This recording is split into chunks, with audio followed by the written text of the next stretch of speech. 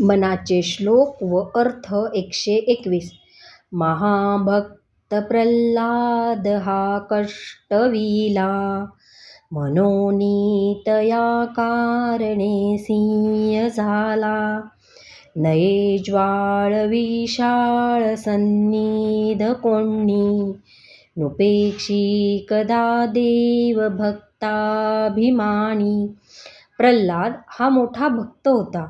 हिरण्यकशिपूने त्याचा छळ मांडला, तेव्हा त्याच्यासाठी भगवंत हा सिंह बनला. त्याच्या अंगातून त्यावेळी प्रचंड ज्वाळा निघत होत्या. त्याच्याजवळ कोणीही जाऊ शकत नव्हते. भगवंत हा भक्तांचा कैवारी आहे.